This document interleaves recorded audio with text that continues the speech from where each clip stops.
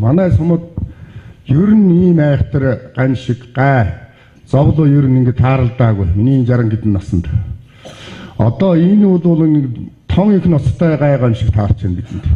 За миний хувьд бол одоо ухаандаа юу байна хөөгээд дээшэн хэлэх тэнгэр хол байна гэдэг чинь урдны зүйл шүү дээ. Доошон хэлэх газар хатуу байна. Одоо яг тийм дэн тулчаад байна. Тэгэхээр цөмөрөнд энэ үнд чинь айж имсгэлж ингэж байна. Мал өвлөө хүн шум өвлөө загас өвлөө гэтэн дэргэл одоо айгаагүй хүн алга цөмөр айж байна. Гинч одоо энэ нэг дуулж байгаа газар байдгүй нэгдүгээр. Хоёрдугаар нь чинь Монгол хүндээ хайртай.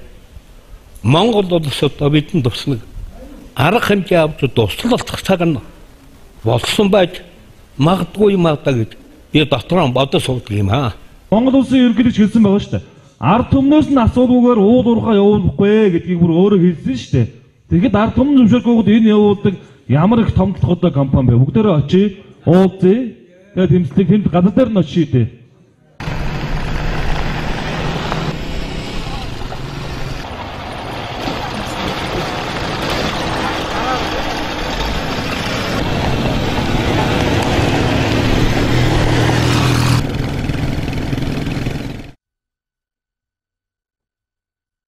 Тайлбар байна болчихно. Хүмүүс хэрвээ та устгах гэжээс үлсэн. Хүмүүсээ байж. Бичгээрээ хүчтэй хэдүүлээ тэгээд дараа нь үнэхээр хууль ёсны дагуу бол одоо яах вэ тийм ээ? Эхлээд бичгээрээ үзээд тийм заа явуулсан хүмүүрөө. За үзүүлчихөөрэй. 12 онд юу яасан шүү дээ. Таслуулсан шүү дээ 106-гаа тийм үү? За тэгээд тэзүүг шинжлэх ёстой шүү дээ. Яг одоо бол яг шинжилдэг юмнууд дээр материалууд өгч л. За шинжилсэн үү шинжилээгүй юу? Шинжилж байгаа. Шинжилгээгүй байгаа одоо. Шинжилгээгүй байгаа. Шинжилж байгаа. Тэгээд албасаар гарсан уу? Гараагүй ясаар гараагүй газар дээр байж байгаа. Цаашаа үржих шаардлагагүй. Бүгдийг бүрдүүлсэн хоноо энд гарчилж байгаа байхгүй. Бүрдүүлээгүй хоноо гарчилсан байна гэдэг чинь чи хууль зөрчсөн байгаа байхгүй. Зөрчсөн багсаа. Чи одоо зогсоо. Зогсоохгүй хүчээр зогсоно гэдэг нь. За яваа одоо сум руу яваа. Эсвэн төлөөлөгч энэ нөхрийг баримтлуулсан заа юу. За G&U Gold компани одоо бичиг баримтуудаа танилцахад нэлээд хэдэн зөрчил илэрсэн. Тиймээс одоо энэ уурхай эрхэлсэн захирлын сумын цагдаагийн хэсгийн төлөөлөгч даваач өгч шалгуулъя гэж сумын төв рүү хөдөлсөн. За түүнтэй хамт уурхайн 3 ажилч нь хамт явсан. Ингээд сумын төв дээр ирэхэд бол цагдаагийн хэсгийн төлөөлөгч эзгүй байсан. Тийм учраас иргэдийн хамтаар соёлын төвд орж уулзалт зохион байгуулсан. За уг уулзалтаар бол G&U Gold компани хууль бус үйл ажиллагааны талаар маш их удаан хугацааны ярилцлага өрнөсөн. Баян аймгийн цагдаагийн жижигэр утас руу цөмөр залгаад цагдаагийн бүрэлдэхүүн дуудаад энэ нөхрийг баримтлуулъя гэх үү?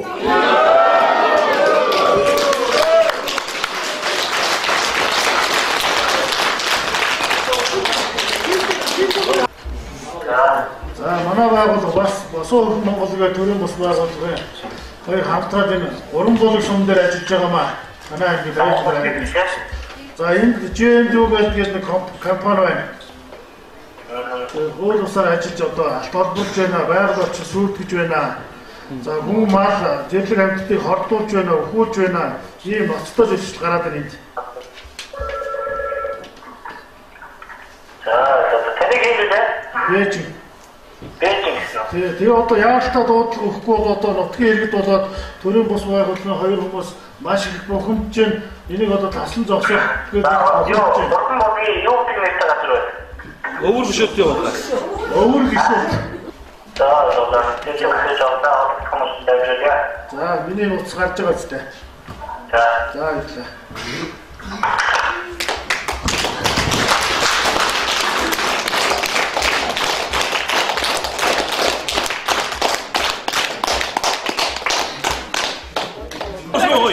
Атуурнаас төлөөг 10 оноос ерөөс төлөв. Манай иргэдийн урлаар нэг гаydвар газрын хураамжийг 80 мянган төгрөгөөр батлаад одоо өнөө өдөр 30 төгрөг байж байгаа. Энэгээрээ эдвэр гагаан доотлоход эднийх ерөөсө 3-1-ийн 3 жил төлж жогод 10 он бүртэл төлөөд энээс хойш өнөөдөр юу төлөөг байгаа.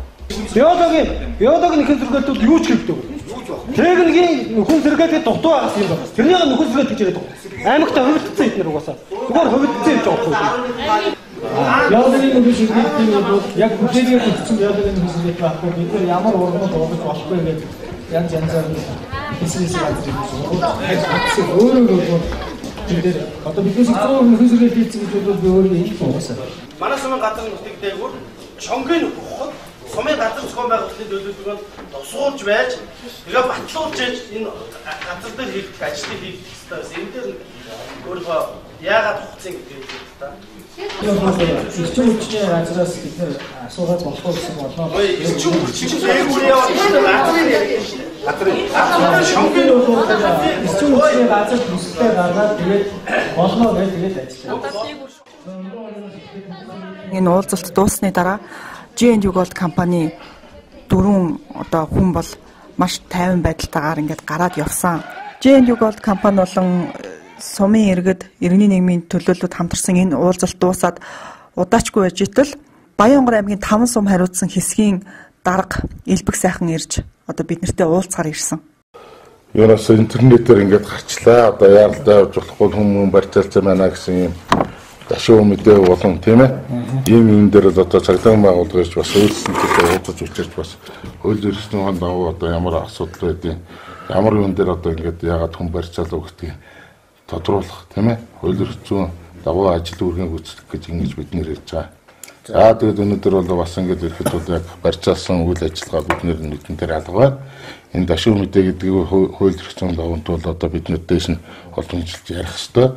За маргааш нь буюу 2014 оны 10 сарын 6-ны өдөр Гурван булаг сумын иргэдийн төлөөлөгчдийн хурлын нээлттэй хуралдаан болсон. Энэ хуралдаанд 2 төрлийн бас байгууллага оролцсон.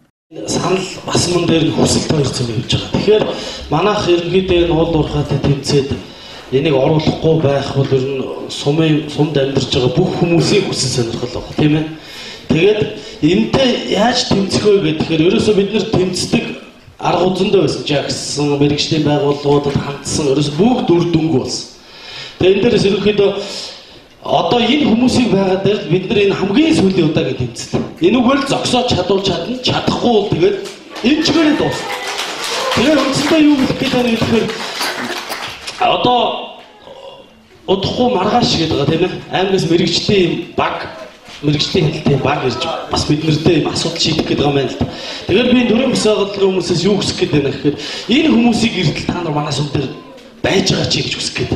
Дараагийн зүйл юу вэ гэхээр энэ хөдөө гадаанаас ирсэн энэ хүмүүс маань ажлаа зохицуулаад дахиад нэг онцооч. Маргааш одоо яг яах бол одоо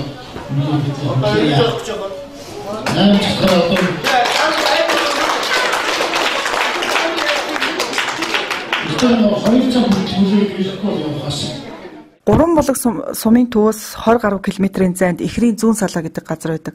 За энэ газарт G&U Gold компани 2006 оноос алтны олборлолтын үйл ажиллагаа явуулж байгаад орхисон. За орхихдоо нөхөн сэргэлтийг бүрэн гүйцэд хийлгүй техникийн нөхөн сэргэлтийг заа нэг хэсэгхэн га талбайд хийчгээд биологийн нөхөн сэргэлтийг огт хийгээгүй орхисон гэдэг нь бол иргэдийн дургуутслыг өнөөдрийг хүртэл төрүүлсээр байгаа. За бид энэ газар очиж одоо баримтжуулахаар явсан.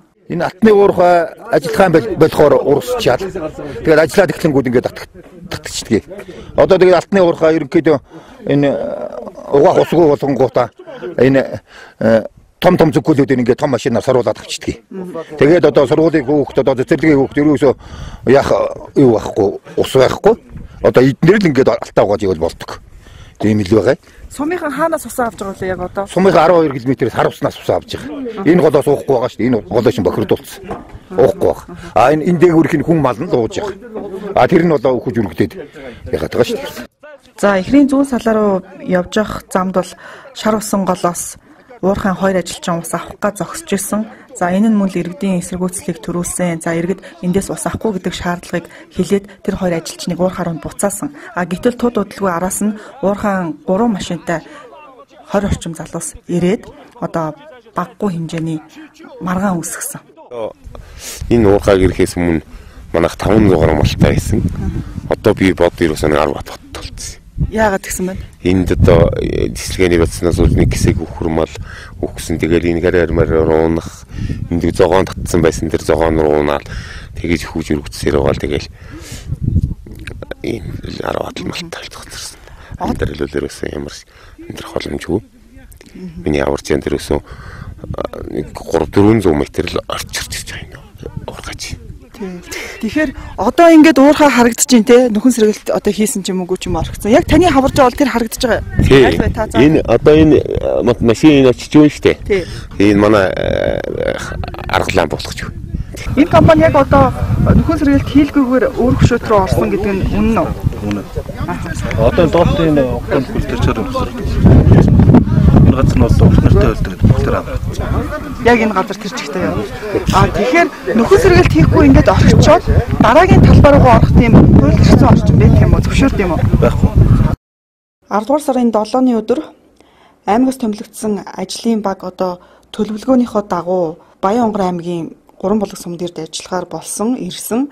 За ажлын хэсэгт бол мэргэжлийн хяналтын газрын дарга Инхбат мөн байцаагчийн хамтаар аймгийн иргэдийн төлөөлөгчдийн хурлын тэргүүлэгчид мөн ирсэн.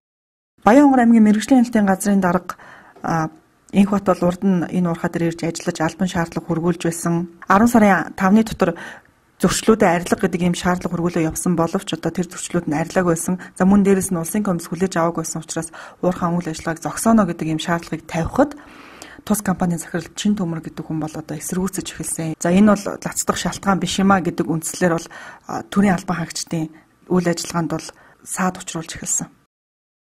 Одоо би танаас хүсье зөө.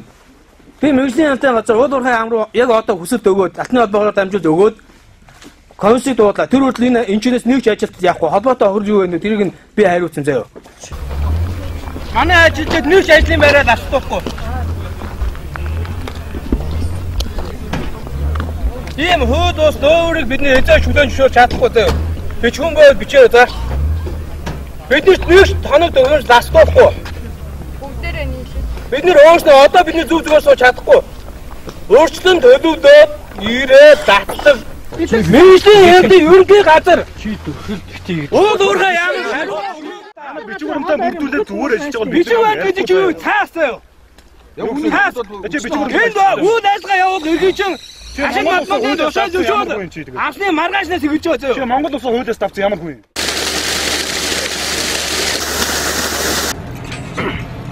Төвчээр юу болох вэ? Нэг араа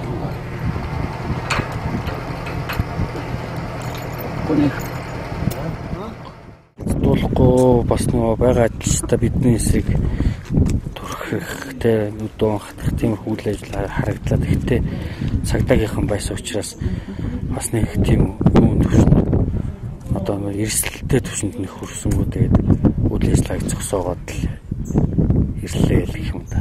Энэ Монголын түүхэл байгаагүй гэмт хэрэг үлдэгдэж чинь сая. Тийм том машин өдөр хүн 3 км хөөж дайрч алах гэж шүү дээ. Энийг тэд нар яаж ч одоо булзаарлуулах гэж чадахгүй. 300 гэрч байгаа. Өөрөө зарлал хийсэн үг өсгнүүд нь байна. Цагдаа албаагч нар ч гэсэн өөрсдөө гэрч болно. Тэр машин зүгээр бидний машиныг зүгээр л дагаж ирээгүй шүү дээ. Юу ч мэдэхгүй гүйлэг шиг тийм ээ. Алах гэж ирсэн шүү дээ. Та бол мэдж байгаа. Мэдээлэл авсан. Хааны хойноос хүртэл орцсон байгаа шүү дээ тэр чинь. Тийм байна. Бид өөх байсан. 8 хүн өөх байсан. Зүгээр ингээд нэг тэр нэг нөхөр одоо нэг ганц нэг дээгүүр хүмүүстэй яриа зохицуулаад чадах гэж найдаж байгаа. Үгүй гэдгийг харуулна. Ягаад гэвэл үнэн бидний ард байна. За энд нэг зүйлийг тодруулахад 2014 оны 9-р сарын 3-нд сумын байгаль орчны хяналтын улсын байцаагч Наранхүү уурхайн үйл ажиллагаатай танилцаад хэд хэдэн зөрчил дутагдал илрүүлээд үйл ажиллагаагийн төр зогсоож лацтаад явсан. За гэтэл үүнээс 3 хоногийн дараа уурхайхан одоо лацыг дур мэдэн авч үйл ажиллагаагаа явуулсан. За үүнээс болоод уурхай дээр осол гарч нэг хүний амь нас эрсдэгэ шахсан. За бид Улаанбаатар хотод ирснийхаа дараа энэ хүнтэй уулзсан. За энэ хүн бол хотод эмчилгээ хийлгэж байгаа. Маш хүнд хагалгаанд орсон. Эмчилгээ хийлгэж явах үед нь очиж уулзсан. Ярдгүү явдгүй л байхгүй. Одоо тэгсэн хүмүүс бол яваа дөрөв бицсээ тоолондоо идэв. Дөрөв цагаалаа тэр. Байгаль орчны асуудал өнөөдөр нэг хувь хүний, нэг хэсэг хүний, нэг байгууллага, аж ахуйн нэгжийн асуудлаас хальж Монгол улсын, бүс нутгийн, төв хоорондын дэлхийн нийтийн санаа зовоосон асуудал болон өргөжсөөр байна. ээж дэлхийнхээ төлөө, эх орныхоо төлөө, энэ нутаг усныхаа төлөө дуу хоолой үйл ажиллагаагаа нийтгсэн эдгээр орон нутгийн иргэд нийгэмд үйлчилдэг төрийн бус байгууллагын тангар гөргөсөн төрийн шудраг түшээдийн энэ мэт үйл ажиллагааг хэн буруутхан гүтгэн гүжирдэж доромжлон байна вэ? Энэ хариуцлага ял шийтгэлийг хэн хизээ хэрхэн тооцох вэ?